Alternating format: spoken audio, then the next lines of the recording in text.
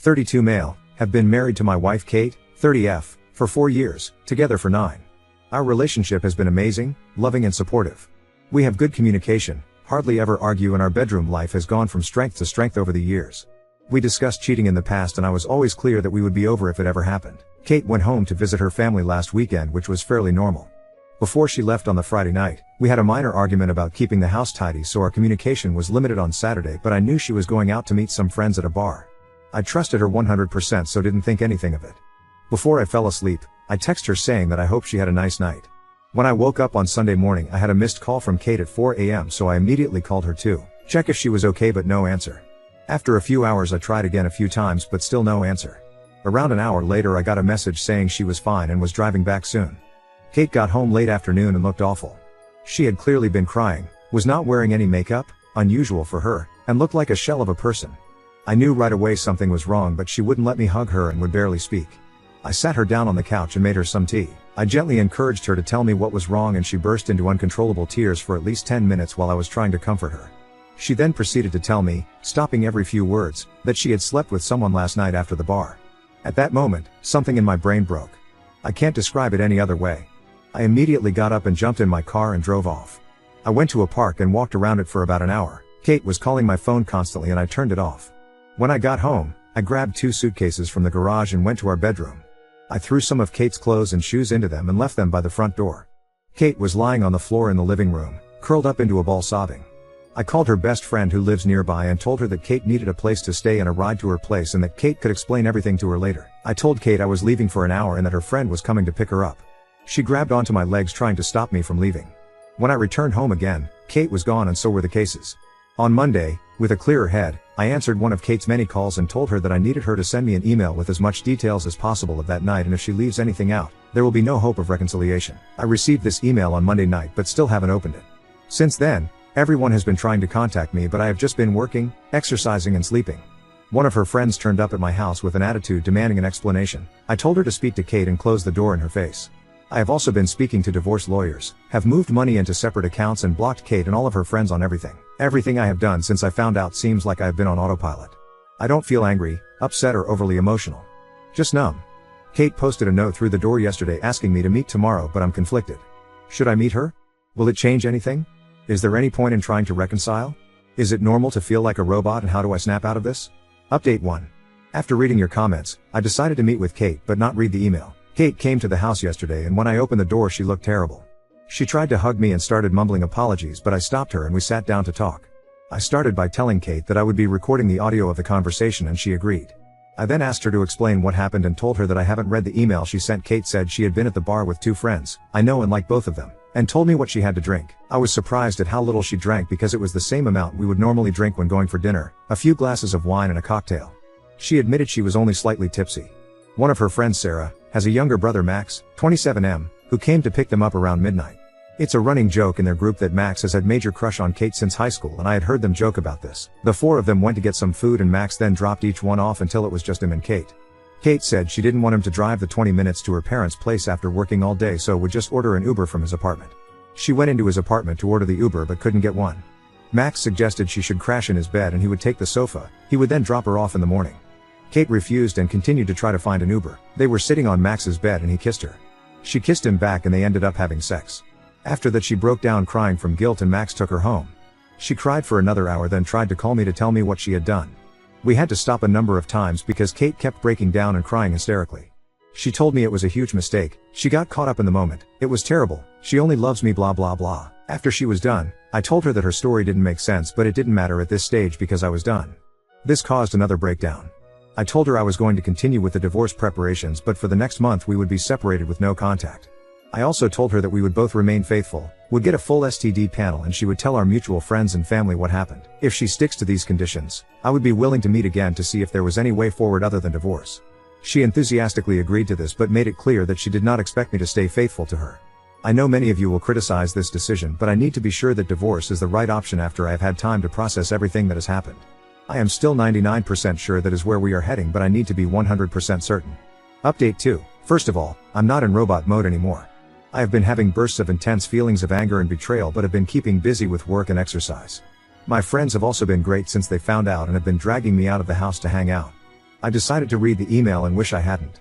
The story Kate told in the email was mostly the same, but there was no mention of going into Max's apartment to order an Uber. There were also pretty explicit details of what they did, for how long, and that they had apparently used a condom.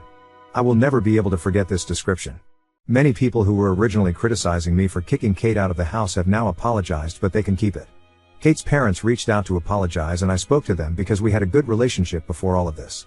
They begged me to try to work it out, but said they understood if I decided to get divorced. I didn't commit to either option. Kate's other friend, that was there that night, contacted me to tell me her side of the story. It mostly matched up, bar food home. She said Kate could stay over at her house, but she refused, saying she was driving home early the next morning. Max apparently insisted that he would take Kate home.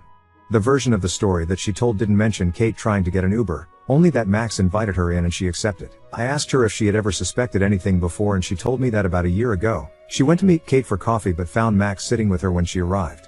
Apparently Kate looked guilty, but when asked about it she said they just met by chance. Sarah, Max's sister, also reached out to me and I spoke to her too. She was angry with both Max and Kate and told me a similar story. Apparently her whole family are angry with Max, and she had not spoken to Kate since she found out. She apologized on behalf of her idiot brother and said she had warned him to stay away from Kate since high school. She didn't think anything else had happened between them. I have had zero contact from Kate, but heard that she was going to be moving into an Airbnb near our house. Apparently she is not coping well and called in sick from work a few times over the last few weeks. She does have support from the friend she is currently living with, and I asked her parents to keep an eye on her. Her parents came up to see her this past weekend. I went out with some friends at the weekend and ended up drunk at a bar. I was talking to a girl there who I probably could have gone home with, but I stopped myself because I wanted to keep my self-respect. Reading the email and hearing what they had done made me give up hope of repairing this. Especially when I know she is not being truthful with me on other things, so who knows. I will be moving ahead with the divorce and might not even wait a month before telling Kate that this is my final decision. Update 3. Kate sent me an email last week asking to pick up some things she needed for work. My lawyer told me not to prevent her from having access to the house or her possessions, so I reluctantly agreed that she could come over on Thursday night when I would be at the gym. I told her to be out by 7:30, but when I got home at 8 she was still there. When I walked in, she had left a few work-related items next to the stairs and she was chopping vegetables for dinner. She looked amazing with her hair and makeup done, wearing one of the dresses I like. The whole place had been tidied and cleaned. I calmly asked her to leave immediately and she made her way to the door but stopped and asked if we could speak. I should have said no, but I eventually agreed.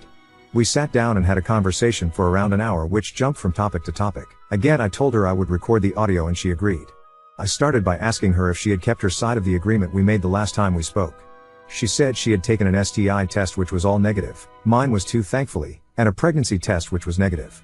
She hadn't been with anyone else and also told a few friends and family what happened, and many of them were angry and were not speaking to her. I asked a lot of questions that had been turning over in my mind for the last few weeks. She confirmed that her reason for going into Max's apartment, the Uber story, was BS, and she said he invited her in for a drink and she agreed, knowing at some level that something was going to happen. She can't explain why she did this other than being selfish and enjoying the attention. She also confirmed that she had texted with Max a few times over the years because he would shower her with compliments and make her feel good. He would always initiate, and she was apparently careful not to lead him on, and said she had never sent him explicit messages or pictures. Kate also told me that they had hooked up about 6 months before we got together but never had sex. She admitted that she was always a bit curious. Her story about being caught at the coffee shop was that Max had texted her asking what she was up to and she had told him where she was. He then turned up. She swore this was the first time they had ever done anything since we had been together. She said there was nothing missing in our relationship and she hates herself for ruining her perfect marriage and causing me so much pain. I told her that I still don't believe her story and that there was no point in continuing the conversation. She calmly asked what she would need to do to make this right, offering up her phone, location sharing, not going out without me, etc. She had clearly been doing some research. I said that I had no plans to become her prison guard, especially when I would never get over the betrayal. Things then took an unexpected turn which caught me completely off guard. She asked me to turn off the audio recording because she had something private she wanted to discuss and didn't want other people hearing it. I refused and she reluctantly continued.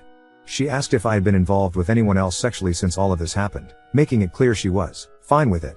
I told her no and she said that I must be going crazy. We used to have sex almost daily, and started talking dirty about all of the things I could do with and to her. This involved a lot of kinky things that I had wanted to try or had only done a few times. She said she wanted to meet my needs, even if we did not get back together. She said we could have as many threesomes as I wanted from now on, or we could be open on my side only, and she would even find partners for us/me. She was trying very hard to turn me on and I stayed silent until she asked who I wanted to have a threesome with. For some reason, I mentioned the name of her coworker who is 5 years younger than Kate and a total knockout. This surprised her, but she was in too deep and asked me what I wanted to do with her. I went into detail about a pretty hardcore scenario and Kate was encouraging me until I said that she would just be watching. This again caught her off guard, but she went along with it. Later on, I realized that I only said all of this as a petty attempt to hurt Kate, which I don't feel good about. She was obviously convinced that her plan was working, so she pulled up her dress and got into my favorite position on the couch, begging me to have sex with her. I'll admit that for a few seconds my body reacted even though my head was not in the game. Everything suddenly came into focus and the content of her email came flooding into my head. I can't explain why, but I started to laugh. Not just a chuckle, but a full-on belly laugh. She looked hurt and moved away, then started to cry. I told her it was time for her to go and she left quickly, probably due to the embarrassment. I also said she needed to hurry up and get a lawyer because we are getting divorced. The post-nut clarity after she left confirmed that I had dodged a bullet. I have a meeting with my lawyer later this week and want to move forward with the divorce as quickly as possible. Update 4. My wife admitted to having a drunken one-night stand last week and it has turned me into a robot. Thought I would provide a final update on the situation for anyone that is interested. The last few months have been tough and I have only seen Kate in person a handful of times. After a few weeks of no contact, I decided that we should discuss things with a clearer head. We went for lunch and had a calm, respectful conversation about everything that had happened and what reconciliation might look like. Kate said she would do anything to get things back on track and I believe her, but didn't commit to anything. After that, Kate asked me to go with her to see her therapist, who is also experienced in dealing with married couples. I thought about it for a few days before agreeing. The session was tough with a lot of tears, but I didn't get a straight answer on why Kate had decided to cheat. The therapist was surprisingly fair to both of us and was not judgmental. We again discussed reconciliation, but I told her that I thought it was best to proceed with the divorce. Last week, I drove up to her parents' house to drop off some tools I had borrowed from her dad.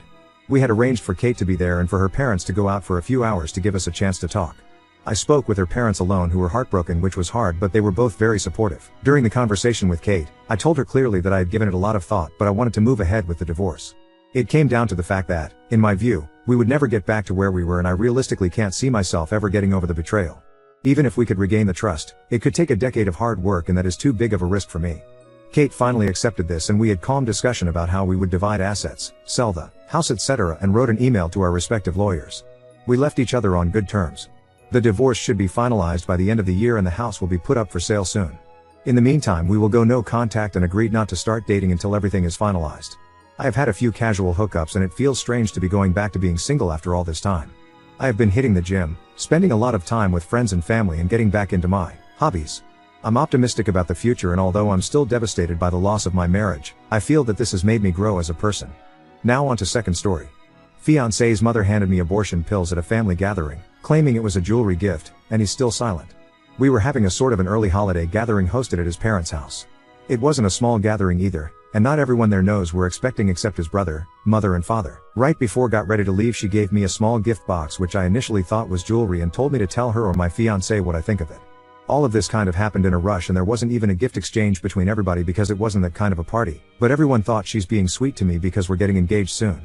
I was honestly tired and opened the gift at home, which is where I saw this wicked woman gave me pills, mifepristone and misoprostol, which are used for medical abortion. I understand she wasn't too happy about the news and obviously doesn't like me for fuck knows what reason, but kept it civil. So did I, but reaching this level? I genuinely don't know why she doesn't like me when the rest of the family is completely fine with me. I assume it's because of either my ethnicity or she has a superiority complex and believes I'm not good enough for her son because he graduated from a very prestigious university and has been financially privileged his entire life while I haven't been, even though now I earn my own money and we are pretty much equal. I simply don't know.